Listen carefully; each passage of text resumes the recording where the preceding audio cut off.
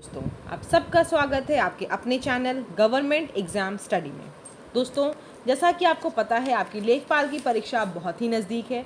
उसी के लिए आपको पता है हमारे चैनल पे ग्रामीण समाज और विकास के प्रैक्टिस सेट की पूरी प्लेलिस्ट आपको चैनल पे मिल जाएगी और दूसरी प्लेलिस्ट आपको हिंदी की भी मिल जाएगी। तो अभी दोस्तों हम लोग हिंदी के प्रैक्टिस सेट लगाने जा रहे हैं। पहला प्रश्न शुरू करते हैं। देखिए दोस्तों, जो गद्यांश वाला प्रश्न है वो आपको पता है अब ज़रूर आता है। अपठित गद्यांश वाले प्रश्न ज़रूर आते हैं। उसके लिए आपको क्या करना है दोस्तों, वीडियो को पॉज करके इस पूरे पैसेज को पढ़ लीजिएगा और उसके बाद आपको प्रश्न के उत्तर देने हैं।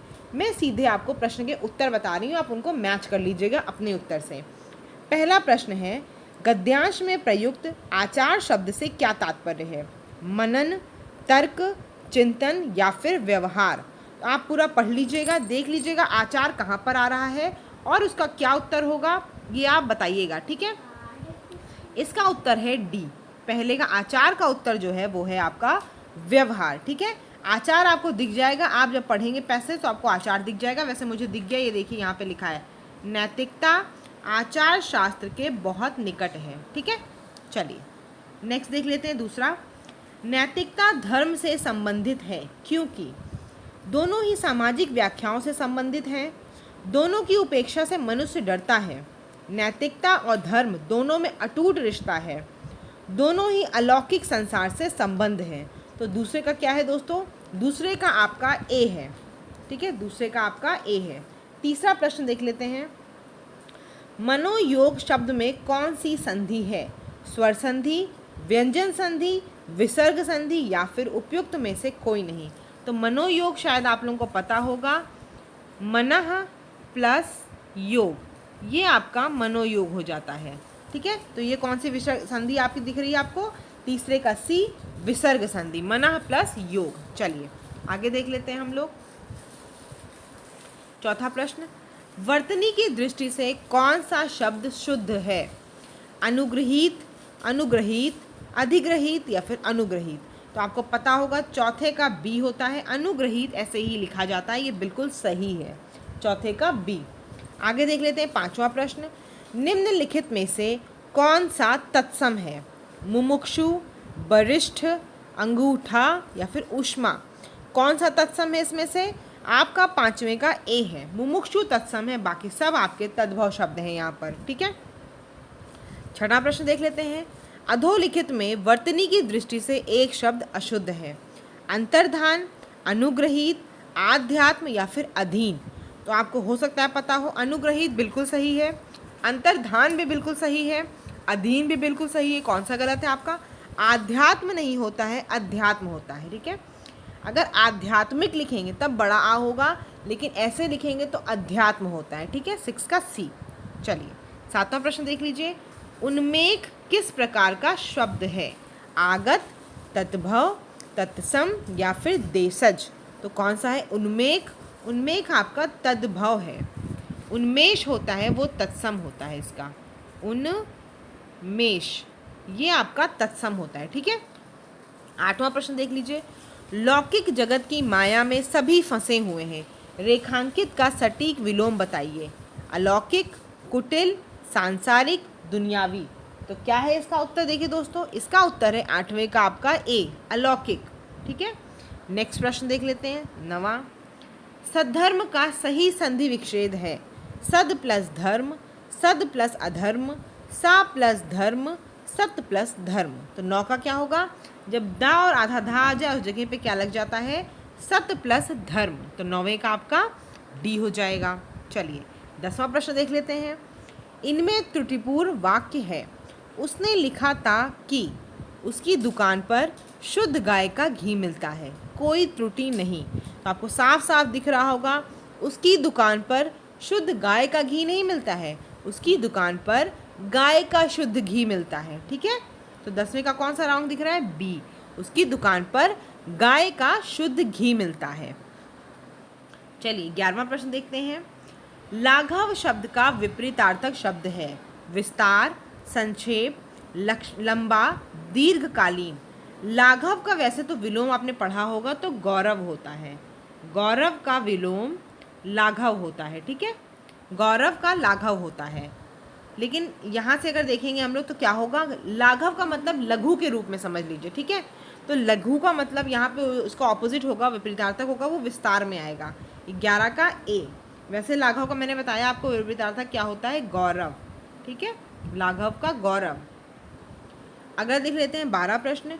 सिर उठाना मुहावरे का सही अर्थ है रंग उतर जाना, भेद प्रकट करना, बहुत पछताना या फिर विद्रोह करना। तो 12 का क्या है आपका, 12 का आपका डी है। सिर उठाने का मतलब होता है विद्रोह करना। बोलते हैं ना, इन क्रांतिकारियों ने सिर उठा दिए हैं, उसके उधर क्या होता था, इन लोगों का सिर कुचल देना चाहिए, यानी कि दमन कर देना चाहिए इस विद्रोह का। तो सिर उठाना विद्रोह करना, और सिर कुचलना यानी कि दमन कर देना उस चीज़ का, ठीक है। 13 प्रश्न देख लीजिए। किसी छोटे से छोटे काम में त्रुटि ढूंढना, इस वाक्यांश के लिए एक शब्द का क्या निर्माण होगा, आलोचक, छिद्रान्वेषी, ईर्ष्यालु, अज्ञानी। तो 13 का क्या होगा दोस्तों, 13 का आपका बी होगा, छोटे से छोटे काम में त्रुटि ढूंढना यानी कि छिद्रान्वेषी, ठीक है। 14 प्रश्न देख लेते हैं।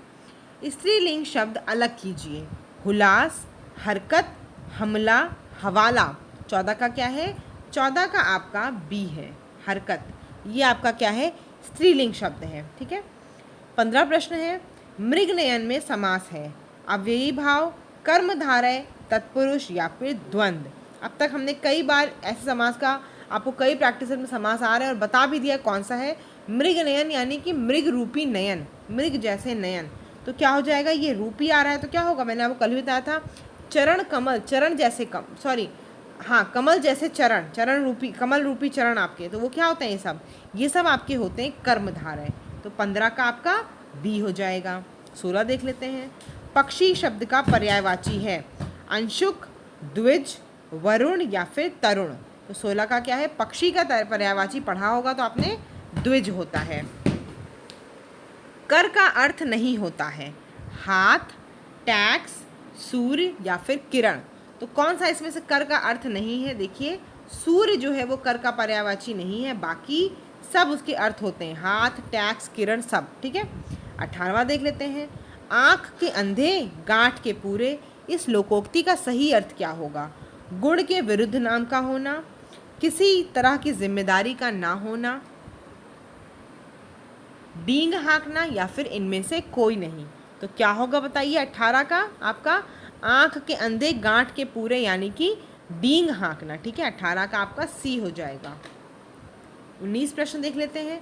जो कठिनाई से मिलता है, इस वाक्यांश के लिए एक शब्द का निर्माण क्या होगा, दुर्गम, दुर्लभ, अगम, सुलभ। 19 का क्या होगा, 19 का आपका बी होगा, जो भी चीज़ कठिनाई से मिलती है उसको बोलते हैं दुर्लभ। 20 प्रश्न देख लेते हैं।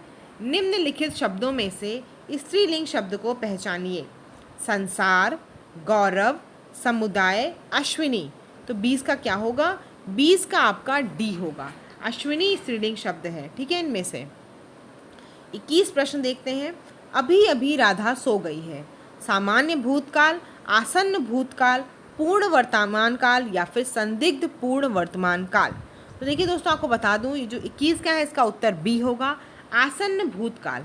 ये ऐसे भूतकाल होते हैं जहाँ पे अभी अभी या ऐसे किसी शब्दों का प्रयोग हो, वो आसन्न भूतकाल कहलाते हैं, ठीक है। जैसे अभी ये कहा गया कि अभी अभी राधा सोई है, ठीक है, भूतकाल में हो तो क्या भूतकाल में, लेकिन अभी अभी हुआ है, तो ये आपको क्या होते हैं, आसन्न भूतकाल होते हैं, ठीक है। 22 प्रश्न देख लेते हैं। निम्नलिखित वाक्यों में से किसमें बहुवचन का प्रयोग हुआ है, लड़का कहता है, लड़के ने कहा, लड़के लड़के से कहते हैं या फिर लड़के ने लड़के से कहा। तो 22 का क्या होगा, बहुवचन कहाँ पे आ रहा है, लड़के लड़के से कहते हैं, 22 का आपका सी हो जाएगा। 23 देख लेते हैं। से के द्वारा किस कारक का परसर्ग है, अपादान, करण, संप्रदान या फिर अधिकरण। तो पता होगा आपको, कर्ता ने कर्म को करण से के द्वारा। तो 23 का क्या हो जाएगा, बी, 23 का बी हो जाएगा, करण से के द्वारा, ठीक है। 24 देख लीजिए। यातुधान का पर्यायवाची है पतिक, काष्ठ, काल, हवा, यातना, हिंसा, राक्षस, निशाचर। यातुधान का पर्यायवाची क्या है, यातुधान का पर्यायवाची है राक्षस या फिर निशाचर, ठीक है। आज का हिंदी का ये आखिरी प्रश्न है आपको दोस्तों, कमेंट सेक्शन में हमें ज़रूर बताना आपके कितने मार्क्स आ रहे हैं। किसी भी टॉपिक में, मुझे अभी तक संधि का एक टॉपिक पता चला है जिसमें आप लोगों को डाउट है, मैं उसकी वीडियो जल्दी बना दूंगी। बाकी किसी टॉपिक में आपको डाउट हो तो बता दीजिए। वैसे मैंने संधि, अगर आप चैनल की प्लेलिस्ट में जाएंगे तो वहाँ हिंदी करके आपको मिलेगा प्लेलिस्ट में, उसमें संधि, विसर्ग, स्वर, व्यंजन, तीनों संधि अलग अलग छोटी छोटी स्लाइड बना के पढ़ाया हुआ है। आप एक बार उसको देख लीजिए। फिर भी अगर समझ में नहीं आएगा तब मुझे बताइएगा। 25वां प्रश्न है, कोई काम ना करके श्रीमती संध्या दिन भर मक्खी मारा करती हैं। इस रेखांकित मुहावरे का अर्थ है जीव हत्या करना, कीड़े मकोड़े मारना, घिनौने काम करना या फिर खाली बैठना। तो मक्खी मारने का मतलब क्या होता है दोस्तों? इसका मतलब होता है खाली बैठना, जो कि आप और हम दोनों लोगों के पास बिल्कुल भी टाइम नहीं है, ना आपके पास समय है क्योंकि आपको पढ़ाई इतनी करनी होती है, और मेरे पास बिल्कुल भी समय नहीं है कि मैं मक्खी मार पाऊँ क्योंकि मुझे पढ़ाना बहुत होता है। धन्यवाद दोस्तों। अगर चैनल पर नए हो तो सब्सक्राइब ज़रूर कर लीजिएगा, और जो भी आपके डाउट्स हो उसको कमेंट सेक्शन में हमसे पूछ सकते हैं।